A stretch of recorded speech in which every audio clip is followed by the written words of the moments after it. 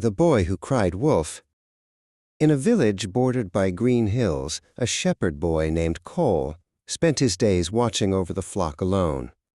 It was quiet work, and Cole often grew bored with nothing to do. The sun warmed the grass, and the sheep moved slowly, munching on the sweet clover. Cole sighed, leaning on his wooden shepherd's crook, wishing for some excitement to break the long, still afternoon. One afternoon, with nothing happening at all, Cole had an idea. He thought it would be funny to see the villagers run. He took a deep breath, jumped to his feet, and ran down toward the village, shouting as loud as he could, "Wolf! Wolf! A wolf is attacking the sheep!" His heart raced, not from fear, but from the thrill of the trick. Villagers dropped their work and rushed up the hill with sticks and shovels, ready to fight off the wolf. Silas, a strong farmer, was the first to reach the top, breathless and holding a heavy wooden shovel.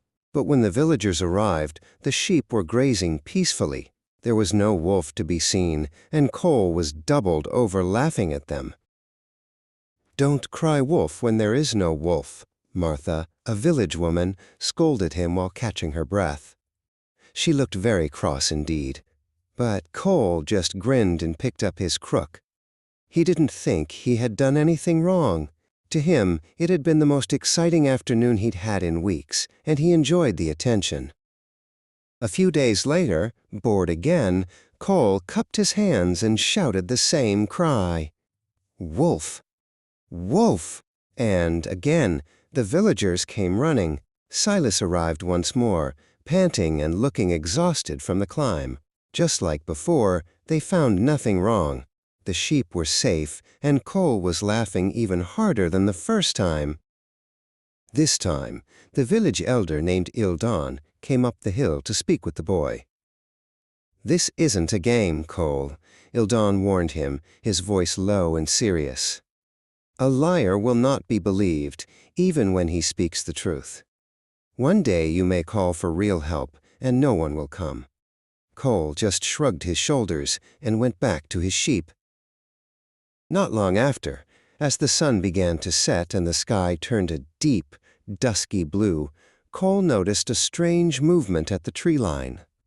A pair of glowing yellow eyes watched from the shadows of the forest. The air grew cold, and the sheep began to huddle together, sensing danger.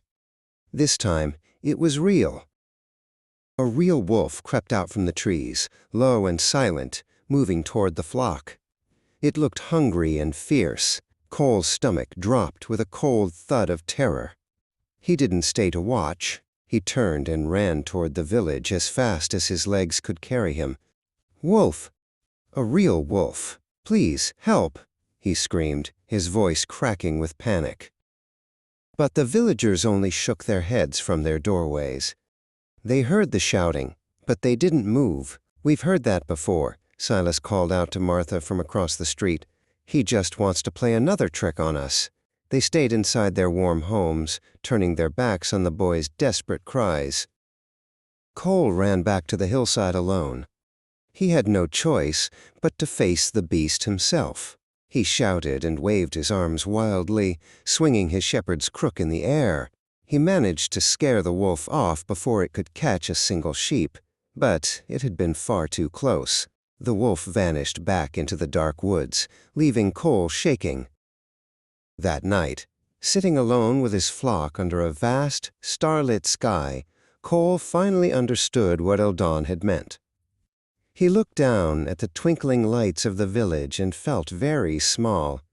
Trust, once spent carelessly, doesn't come back simply because you need it to. He hugged his knees and promised himself he would always tell the truth from now on.